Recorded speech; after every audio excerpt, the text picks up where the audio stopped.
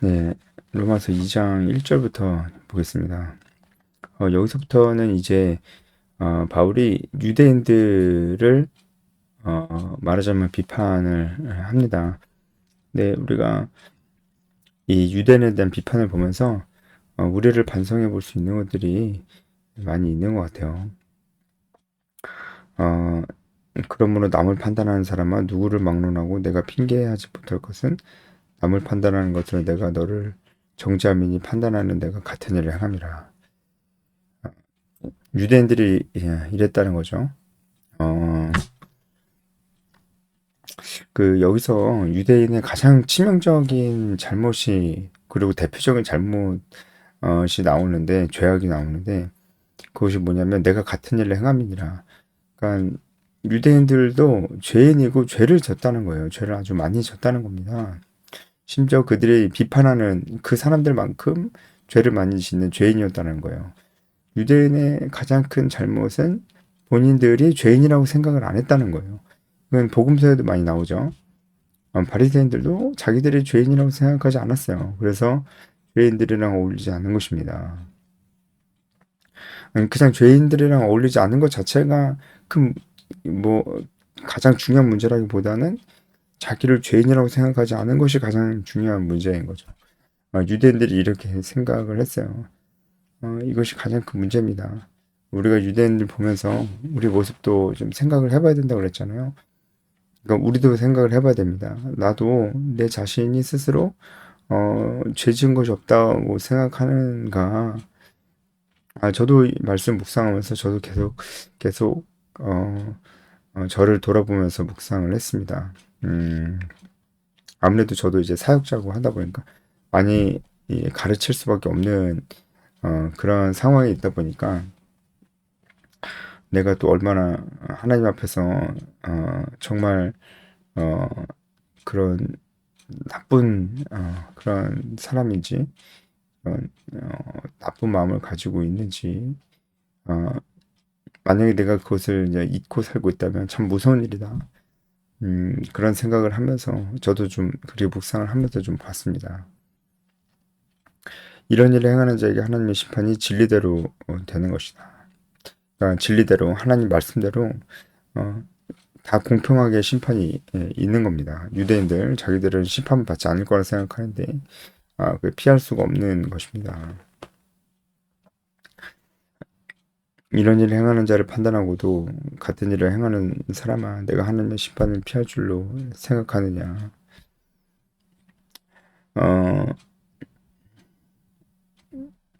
어, 같은 얘기를 계속 하고 있죠. 내가 하나님의 심판을 피할 줄로 생각하느냐. 여기서 우리가 또 유대인의 모습을 보면서 우리의 모습을 다시 한번 또 돌아본다면 어, 우리도 자기 자신을 죄인이라고 잘 생각을 안 한다는 거예요. 저는 그것이 되게 만연한 분위기라고 생각합니다.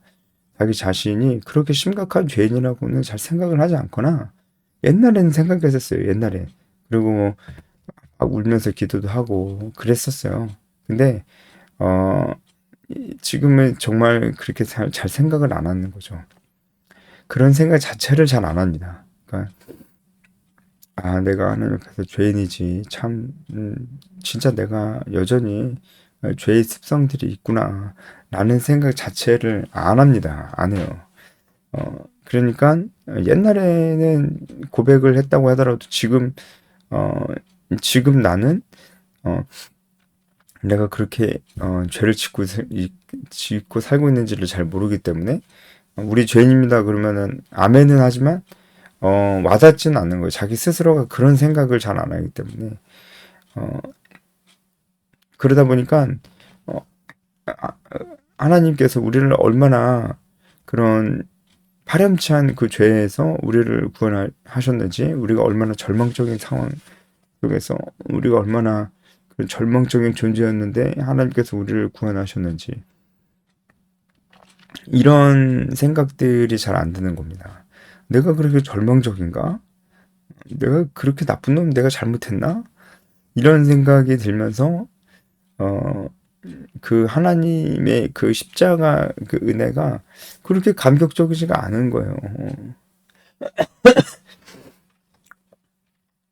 이런 일들이 우리 안에 일어날 수 있고 유대인들 안에도 좀 그때 유대인들 예수님 오시기 전이라서 좀 다르지만 그들에게 있어서는 구약의 그 이스라엘 하나님이 이스라엘 백성들에게 정말 그들이 이스라엘 백성들이 그들 자신의 죄악으로 말미암아 완전히 밑바닥으로 떨어지고 그냥 나라가 망하고 그랬을 때도 그들이 하나님께 부르짖으면 하나님께서 건져주시고 했잖아요. 이런 일들의 반복이잖아요. 구약의 역사라는 게. 근데 그랬음에도 불구하고 지금은 이제 살만하니까 그리고 지금은 자기 스스로 보기에 뭐 제사도 열심히 드리고 하니까 나는 거는 문제가 없겠다 이렇게 생각을 한다는 거예요. 유대인들이 또 그랬다는 거예요. 이렇게 생각을 하면은 지금 우리는 더더욱 우리가 이렇게 생각을 해버리면 우리 죄에 대해서 잘 생각을 안 하면 우리는 하나님의 사랑이 얼마나 크고 놀랍고 깊은 것인지 모릅니다. 몰라요. 그러니까 맨날 교회 가서 뭔가 뭔가 체험을 받고 싶은데 이게 예수 그리스도의 십자가 사랑 우리가 죽어야 되는데 주님 우리를 대신해서 죽으셨습니다. 이 말은 그냥 너무 진부하게 들려. 이제 그리고 이제 어떤 게 들리냐면은 나를 이제 재밌게 해주는 거. 그리고 또 막 감동적인 말들, 그런 예화들, 어떤 그런 말 잘하는 그런 목사님이 말을 잘해서 내 마음을 감동시켜 주는 거. 그런 것들. 그런 하나님 예수님 이야기가 나와도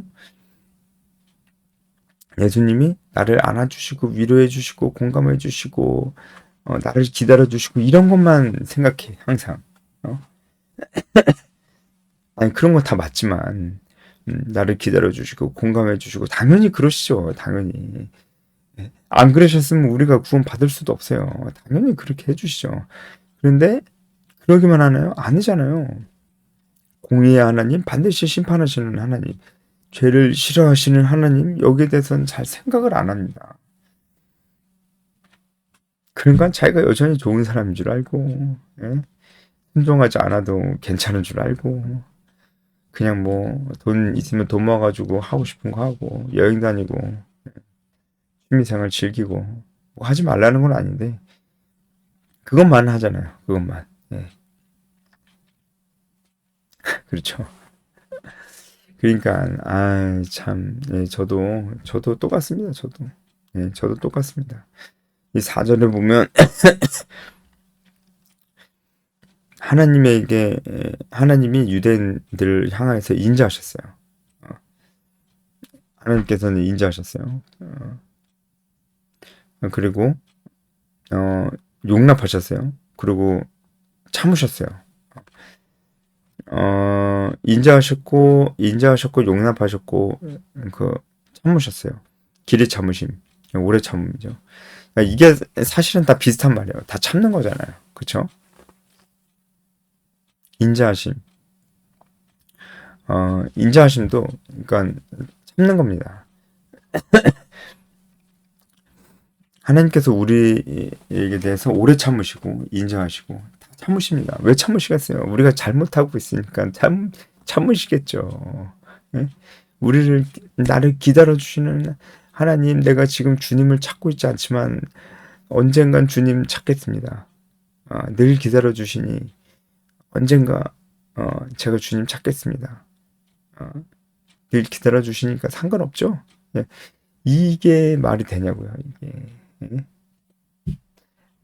기다려 주는 게 그냥 나를 잘해 주시려고 기다려 준다 이런 생각하나 봐요. 그죠? 예. 하나님이 야, 나 너 없으면 어떡하냐 이런 생각으로 이런 그런 분이신 줄 아나? 그게 아니죠. 하나님 기다려 주신다는 거는 참으시는 거예요. 참으시는 거. 뭘 참으시겠어요? 우리의 죄악을 보고 참으시는 거죠. 일단은 불신자들의 죄악을 보면서 참으시는 겁니다. 참고 안 참으면 하나님 안 참으시면은 끝나는 거예요. 개인적으로는 개인의 육체의 생명이 끝나고 심판대 위에 올라가는 겁니다. 더 이상 기회가 없어요. 그러면 이제 영원한 지옥으로 가는 거죠. 우리 인류 전체적으로는 예수님의 재림입니다. 예수님의 재림 날이 오면 더 이상 모든 사람에게 기회가 없어요. 근데 그러면 안 되잖아요. 기회를 하나님께서 주시길 원하는 거예요. 우리에게. 그래서 그럼 어떻게 해요? 참아야지. 그래서 참으시는 겁니다. 우리 죄는 반드시 불의함을 낳거든요. 예. 그게 얼마나 보기 힘들어요. 그렇죠? 하나님께서 이렇게 참으시고 막 그랬는데 이스라엘이 했던 거는 뭐냐면 고집과 회개하지 않는 마음이에요. 이것도 죄에 관련돼 있죠. 유대인들은 계속해서 자기가 죄인이라고 생각을 안 했어요. 그 생각이 아주 고집스러워서 잘 들으려고는 안 해요. 그러니까 저도 메시지를 하다 보면은 사실 그 제 메시지도 뭐 되게 뻔해요. 저도 뻔한 얘기 합니다. 뻔한 얘기해요. 그러면은 별로 들으려고는 안 해요. 특별히 제가 이제 헌신, 희생, 그리고 리더의 삶, 그리고 제자와 이런 거 얘기하면 진짜 벌써 들으려고는 안 해요. 그게 느껴져요. 고집이죠. 이제 자기는 다른 생각이 있다는 거야. 복음을 전하고 제자를 삼지 않아도 다른 방법이 있다는 거야, 자기는. 그거 안 해도 다른 방법으로 뭐 이 사람 이 사람도 훌륭하지 않았냐? 저 사람도 훌륭하지 않았냐? 그럼 그 사람들도 전도 제자화 안 했으면은 다 불순종했다는 거냐? 뭘 저한테 물어봐요. 그냥 본인이 판단하면 되잖아요. 뭐 어려운 것도 아닌데, 그죠? 불순종한 거죠. 불순종한 거죠. 물론 이제 그렇게 개인을 판단하는 거는 아, 그 쉬운 일은 아니고 개인은 하나님만 판단하실 수 있습니다. 하지만 이론적으로 아, 복음을 안 전하고 제자화 안 했으면 불순종한 거죠. 그걸 뭘 어려워요, 그게. 근데 딱 들을 생각을 안 해요. 그런 사람들이 있어요. 예.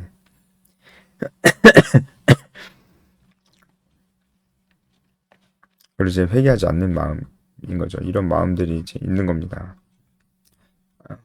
그래서 유대인들을 계속해서 이제 비판하고 이제 있습니다. 네, 좀 우리가 중간에 넘어가죠. 12절로 이제 넘어가서 보면은 이제 무릇 율법 없이 범죄한 자는 또한 율법 없이 망하고 무릇 율법이 있고 범죄한 자는 율법으로 말미암아 심판을 받으리라. 그러니까 그 어떤 말씀을 하시는 것 같아요. 율법이 있고 없고가 중요한 게 아니에요. 결국 심판은 받습니다. 율법을 알고 모르고 중요하지 않아요. 예, 모르고 범죄했어도 범죄예요. 예. 근데 그게 맞죠? 그죠? 그게 맞잖아요. 뭐 예를 들어서 요즘 그 차 운전할 때 요즘 우회전할 때 그 법이 굉장히 강화됐다고 하잖아요. 근데 그런 얘기 전혀 못 들었어. 그리고 그냥 우회전 해버렸어. 그때 잡힌 거야. 잡혀서 저 몰랐어요. 그럼 돼요? 그러면 아이고 저기 모르셨군요. 모르셨으면 안 되죠. 모르셨으면은 범칙금 무시면 안 되죠. 그냥 가셔야죠. 안녕히 가세요. 이래요? 몰라도 범칙금 물고 하는 거죠. 몰라도 법이라는 게 그런 거예요. 모르면 용서됩니까? 알아야죠. 예. 그래서 율법이 있거나 없거나 그것이 별로 중요하지 않아요. 범죄하면 심판 받는 거예요. 그러니까 어제도 말씀드렸던 복음을 들어볼 기회가 한 번도 없었던 사람들의 구원의 여부를 여기서도 알 수가 있는 거죠. 율법이 있건 없건 범죄하면 심판을 받는 겁니다. 그러니까 13절에도 듣는 자가 의인이 아니고 행하는 자가 의인이다. 이것도 우리가 오해하면 안 되죠. 그래서 우리가 행위로 구원을 받는 거 아니죠. 오해하면 안 됩니다. 성경에 그런데 이렇게 마치 행위로 구원받는 듯한 표현이 그래도 꽤 있어요. 그 이유는 그 이유는 성경이 본래 이 믿음과 행위를 구분하지 않기 때문에 그래요. 야고보서에서 그렇게 얘기하잖아요. 이 두 가지가 구분이 될 수가 없어요. 행위는 믿음의 증거예요. 그리고 믿음은 반드시 행위라는 결과를 가지고 옵니다. 이 두 가지가 분리가 될 수가 없어요, 사람이.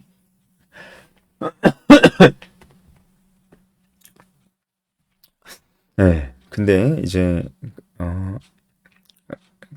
그렇지. 그래서 이제 언제나 믿음 행위를 동반하는데 그래도 행위로 구원받는 건 아닙니다. 믿음으로 구원받는 거예요. 믿었지만 이제 막 믿기 시작해서 그 열매가 아주 작거나 너무 작아서 보이지 않을 수는 있어요. 하지만 그 사람은 열매가 보이지 않는다고 해도 구원받은 자입니다. 믿음이 먼저예요, 믿음이. 믿기만 하면 구원을 받는 것입니다. 행위로 구원받는 게 아니에요. 13절을 오해해서는 안 되겠습니다. 14절을 보면은 율법이 없는 자들에 대한 예를 말씀하시는데 여기서 본성이 나옵니다. 본성이 율법의 역할을 한다는 거예요. 이 본성이 헬라어로 피시스인데 피시스. 이것이 율법의 역할을 한다. 이겁니다. 이게 도덕법이에요. 도덕법. 그러니까 사람들 안에 다 있잖아요. 믿지 않는 사람들도 이 도덕법이 있잖아요. 이 도덕법이 율법의 역할을 하잖아요. 실제로 이제 그 사람들 뒤에 나오지만 양심이 있으니까 안 믿는 자들도 다 도덕적이죠. 이렇게 가지고 있죠. 참 여기서 여러분 우리가 생각해봤으면 좋겠는 게 이 양심이 있다는 거. 15절에 이제 양심이 나오죠. 양심, 본성, 피시스. 여기서 도덕법을 나타내는 피시스. 이런 것들을 봤을 때도 여러분 이제 진화가 사실일 수가 없어요. 진화라는 이론이 들어오면 도덕법이라는 건 설 자리가 없습니다. 뭐 이렇게 얘기하는 사람도 있어요. 인간이 도덕적인 이유도 도덕적인 이런 도덕적 본성이 있잖아요. 인간이. 그것도 종족 유지를 위한 것이다. 이런 얘기가 있어요. 그 사람은 뭐 생각을 해보고 그런 얘기를 하는 거지. 모르겠습니다. 그러니까 부모가 자녀를 사랑하는 것도 종족 유지를 위한 본능이다. 이러는 거죠. 진짜 이게 종족 유지를 위한 본능적으로 우리가 도덕법을 가지고 있다면 우리는 반드시 적자 생존적으로만 이 도덕법을 작동시켜야 됩니다. 그 유전적으로 어떻게 신체적으로 뭐 여러 가지로 그 정상이 아닌 자들에 대해서 우리 동정심을 가질 수가 없어요. 그들에게 동정심이 생긴다는 거, 그들을 불쌍히 여기는 마음이 생긴다는 거, 그게 어떻게 진화랑 연관이 될 수가 있죠? 그게 어떻게 종족 유지랑 무슨 상관이 있죠? 종족 유지를 하려면 오히려 그런 사람들이 없애야 됩니다. 무슨 상관이 있는 거죠? 그리고 예를 들어서 집에 불이 났어요. 내 아들, 딸이 저 불타는 집에 있고 나는 잠깐 밖에 나왔다가 집에 돌아오니까 집에 불타고 있는 거예요. 집에 아들, 딸 있어요. 그럼 구하러 안 들어갈 겁니까? 아니면은 막 그 주위 사람들에게 도움을 요청하지 않을 거예요. 아니 뭐 구하러 진짜 들어갈 수 있으면 들어가지 않겠어요? 내 아들, 딸이 물에 빠졌어요. 그러면은 그 물에 뛰어들지 않겠어요? 어떤 사람은 어떤 부모는 불타는 집에서 더 이상 이 아이들을 데리고 빠져나갈 수 없어요. 자기 스스로는 빠져나갈 수 있는데 자녀들을 데리고는 빠져나갈 수 없는 그런 상황 속에서 자녀들과 함께 죽음을 맞이하기도 합니다. 그러면서도 끝까지 자녀들을 살리려고 해요. 물론 자녀들을 살리려고 하는 건 종족 번성의 본능이라고 얘기할 수도 있겠지만 자기는 살 수 있잖아요. 자기는 살 수 있는 상황에서 자기는 살지 않았다는 거는 그게 종족 번성의 본능과 위배되는 건 아닌가요? 아니 내가 살아가지고 또 다시 짝짓기 해가지고 또 번성하면은 그게 종족 번성에 더 유리하잖아. 그럼 도덕법이 그렇게 작동하면 안 되지. 도덕법이 거기서 자녀들과 함께 죽음을 맞이하는 걸로 작동하면 안 되지. 자기라도 살아야지. 근데 아니잖아요. 실제로는 그렇지 않잖아요. 그러니까 우리에게 이런 본성, 피시스, 도덕법이 있다는 것은 그 자체로 진화론은 절대로 이건 저 혼자만 하는 얘기가 아니에요. 도덕과 양립할 수가 없어요. 진화론 원래가 이 유물론적인 생각이 어, 양립할 수 없어요. 그래서 이제 뭐 말이 나왔으니까 한마디만 더 말씀을 드리면 이 유물론이죠. 유물론 이제 이 이 찰스 다윈으로 시작된 진화론이 유물론 사상을 가지고 왔는데 이 유물론 사상을 이 유물론을 사상적 기반으로 너무나 기쁘게 적극적으로 수용한 사람이 칼 마르크스입니다. 마르크스의 장례식에서 그의 친구이자 동료인 프리드리 엥겔스가 다 그 마르크스가 얼마나 다윈 추종자였는지를 얘기한 적이 있어요. 모든 마르크스주의자는 모두 다윈주의자들이었다. 이렇게 얘기하기도 합니다. 그렇기 때문에 유물론 사상의 기반을 가지고 있어요. 그렇기 때문에 여러분 마르크스 사상, 우리가 흔히 말하는 사회주의, 공산주의 사상을 가진 자들은 정말 무자비해요. 네, 그런 일들이 인류 역사 속에 분명히 있었죠. 가족끼리도 서로 죽이게 만들고, 예, 그렇죠. 홍위병 같은 거, 그리고 죽이게 만들고, 자기 엄마 아빠를 고발하게 만들고, 집족 죽이고, 동족끼리 서로 죽이고, 이런 무자비한 일들이 일어납니다. 네, 지금 갑자기 이런 얘기를 하게 됐네요. 여기 이 본성 피시스가 율법이 된다고 해가지고 야 이거 봐라 그 율법이 절여지지 않아도 본성 자체가 율법이란다. 그러니까 복음을 들어보지 못한 사람들도 일만의 가능성이 있다 이러면 안 됩니다. 안 돼요. 예, 여기에 대해서는 더 이상 설명은 안 하겠습니다.